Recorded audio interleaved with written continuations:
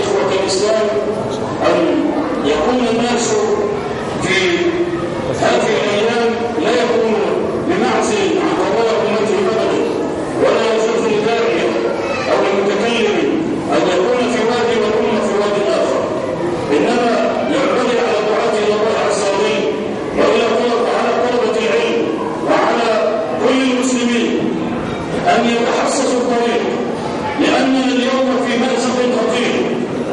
أمتنا اليوم يدبر لها بليل، وكما تعلمون أن الصراع بين الحق والباطل قديم بقدم الحياة على ظهر الأرض، ولا زال هذا الدين محارب منذ أن بزغ فجره واستضاء نوره يوم أشرقت الأرض بنور ربها بمبعث محمد صلى الله عليه وسلم، والحرب تدبر وتكاد بليل ونهار. روى أبو معين في الحلية عن أم سلمة رضي الله عنها أنها قالت: لما اشتد البلاء بأصحاب رسول الله صلى الله عليه وسلم في مكة أمرهم النبي بالهجرة إلى الحبشة مما رأوا من بني جلدتهم ومن بني قومهم، وهم يعذبونهم ويؤذونهم ويظلمونهم. لماذا الجاهلية في كل عصر تحارب دين الله تبارك وتعالى، مع أن أصحاب النبي، وهكذا ينبغي على من أراد التمكين لدين الله أن يسلك منهج الأنبياء، أن يعيش الناس ويسلكوا، من أراد التمكين حقا أن يسلك منهج الأنبياء. الصحابة لم يبدأوا دعوتهم بجهاد مسلح، ولم يرفعوا سلاح، ولم يفكروا ولم يضربوا أبدا، بل بدأوا بالدعوة إلى الله تبارك وتعالى دعوة بالموعظة الحسنة، الحكمة البالغة والموعظة الحسنة. لم يفعلوا شيء مع الجاهلية، لكن الجاهلية ما تركتهم، عذبوهم وآذوهم وأخرجوهم. فالنبي عليه الصلاة والسلام قال لهم: اذهبوا إلى الحبشة. وأنا عايز أقولنا نربط المرة بالحبشة، لأن احنا دايما يعني حتى نخرج مما نحن فيه نربط الأرض بالسماء والدنيا بالآخرة ونعلق القلوب بالله عز وجل حتى نتحسس الطريق ولا نضل هذا الطريق أن نوصل إلى تمكين دين الله تعالى. النبي عليه الصلاة والسلام أمرهم بالهجرة إلى الحبشة، عشان بس تربط الماضي بالحاضر، تعرف إن الشرع قليل خالص. فلما هاجروا من الحبشة خلاص سبقوا من بين العزيزين وغيره، أرسلوا خلفهم عمرو بن العاص رضي الله عنه يدعو اليوم قد أسلم. وعمر رضي الله عنه كان دارية ذكيا، دارية في الذكاء، يخطط خطط خطيرة يعني لا تخر بالله. فلما هاجر الصحابة إلى الحبشة ذهب خلفهم عمرو بن العاص ودخل على الأساقفة عند النجاشي، دخل على الأساقفة المطارقة والجماعة اللي هم بيغيروا الفتاوى من بابلين الليلة، بدأ دخل عليهم بهدايا، أعطاهم هدايا وقالوا بس عايزين تدخلوا معنا على النجاشي. أنهم كلمتين وصوت عن جعفر بن أبي طالب ومن معه من المسلمين، طرق دين جديد، وهؤلاء لا هم تبعوا دين النجاشي وكان على النصرانية، ولا هم تبعوا دين آبائهم. خطة فعلا قوية، يعني فعلا النجاشي يكفر أو فعلا لو اتبعوا ديني ولا اتبعوا دين آبائهم ما يكونش شغل آبائهم ولا فيهم. ليه أتركوا عندي؟ كيف أتركوا عندي؟ رجعهم بقى مكة يسلموا سوء العذاب ويردوا عن دين الله تبارك وتعالى. النجاشي الله العالمين ما كانش متسلط على بني جلدته، ما كانش طاغية على شعبه، ما كانش يعني سيف مسلطا على رعيته، ما كانش كده. لم يرسل إليه سيارات الشرطة ولم يبعث إليه بجنود أمن مركزي ولم يعلقهم من أيديهم أرجلهم ولم يفعل بهم شيء بعد استدعاء سهل ويسير، وطلبوا من السؤال ودخلوا عليه فقال: من أنت؟ يمين طلعتوا ويمتوا ويمتوا علموا يمين يعني وتلاقوا الناس من أنتم؟ اسمع بقى جعفر لما تسمع الكلام من معافلة وأخرج من داره ووطنه لأنه قال ربي الله، ترى الكلام له أثر عجيب. قال جعفر: نحن كنا نعبد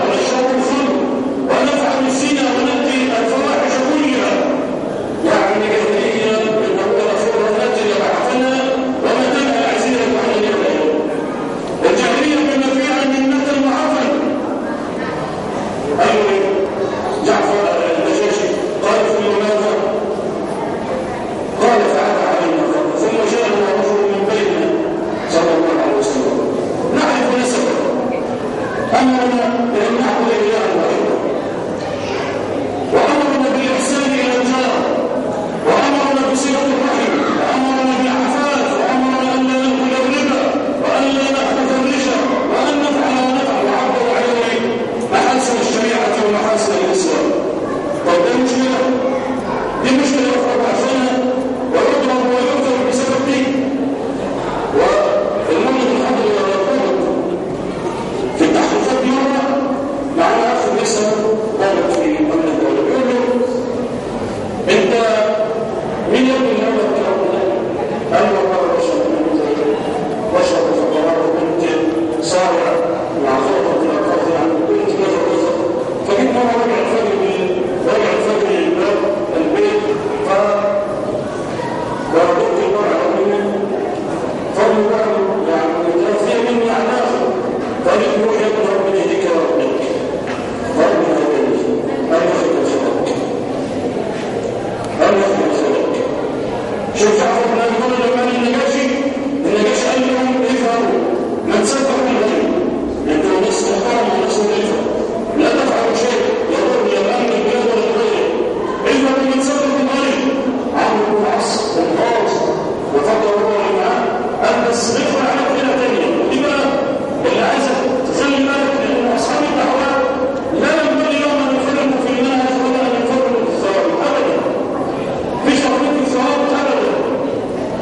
دخل عمرو تاني بالهدايا على الاساتذه وقال له هؤلاء الذين اسلموا يقولون في عيسى بن مريم قولا عظيما.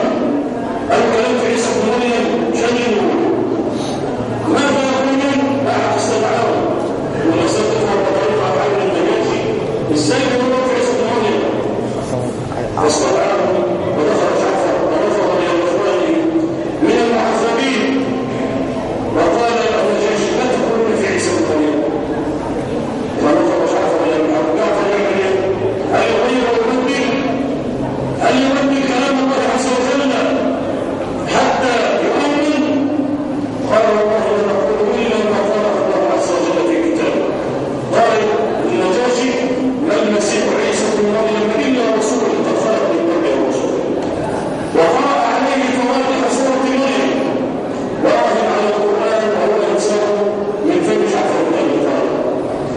فبكى النجاشي بكى لما سمع القرآن وإذا سمعوا ما أنزل إلى الرسول ترى أعينهم تفيض من الدمع مما عرفوا من الحق يقولون ربنا آمنا فاكتبنا مع الشاهدين. هذه الآية في من أسلم لأن البعض يقرأ لتجدن أشد الناس عداوة للذين آمنوا باليهود والذين أشركوا ولتجدن أقربهم مودة للذين آمنوا الذين قالوا إنا نصارى ذلك بأن منهم قسيسين ورهبانا وأنهم لا يستكبرون وإذا سمعوا ما أنزل إلى الرسول ترى أعينهم تفيض من الدمع مما عرفوا من الحق. وقلنا ربنا آمنا أسلمنا فالآن فيهم ليس في من ظل على قبله محمد صلى الله عليه وسلم. وقلنا ربنا آمنا فاكتبنا مع الشاهدين.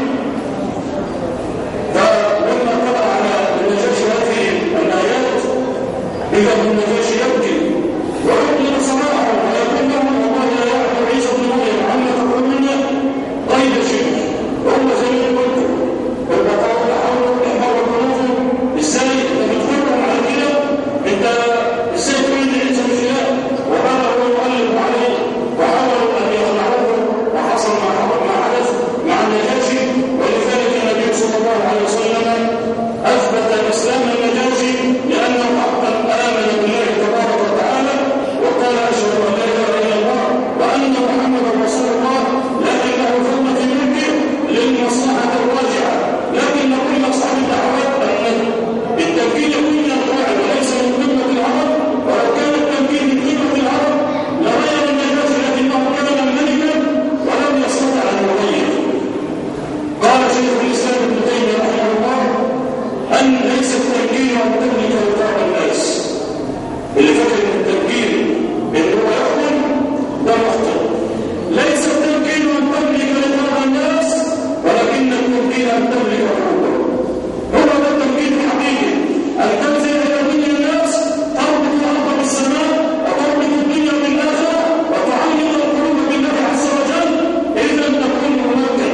هذا هو الدين الحق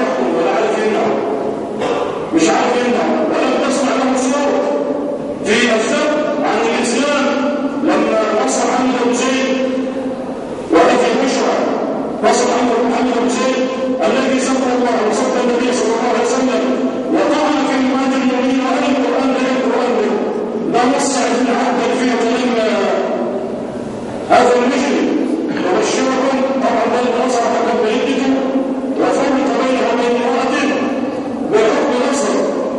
والحمد لله رب العالمين من حوالي شهرين مات بفيروس. عارفين الفيروس اسمه؟ ما لهوش اسم.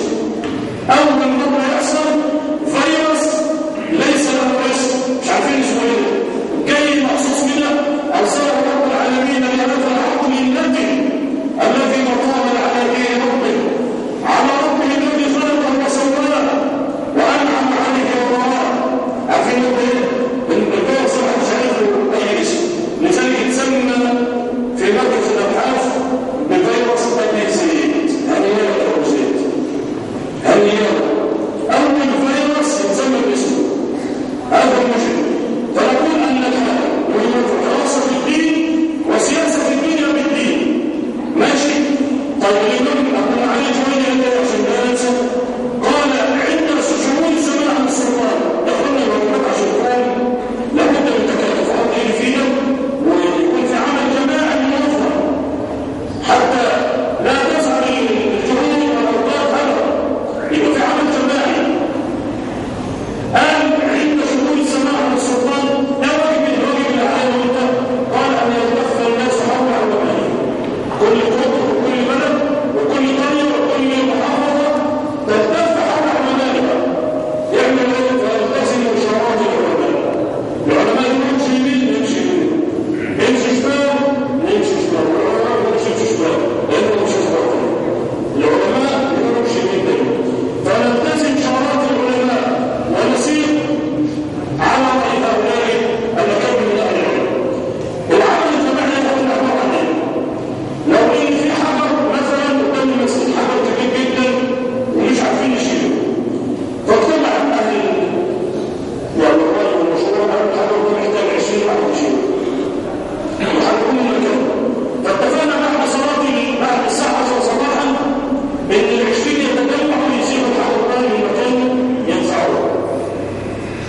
ده اللي هو عمل جماعي عشان يشيل الحجر ده. فجاء بعد الفجر كده صلى 5 بعد الفجر هو لكن نصلي شويه في الحجر نحاول ندفعه.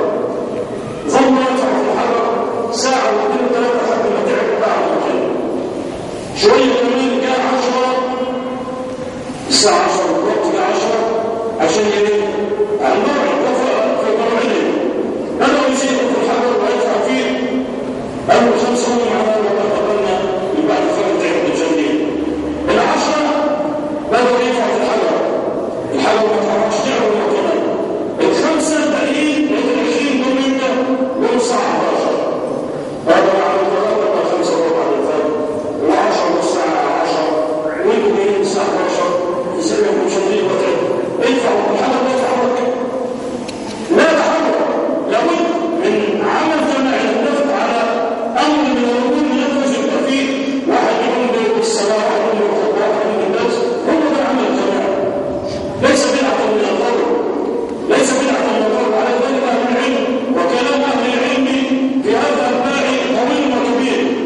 يعني لو طلب من المشايخ تكلمنا في مراتب هذا العمل وادلته من الكتاب والسنه وقال تبارك وتعالى امرنا بان نجتمع وان نتعاون وتعاون على البر والتقوى.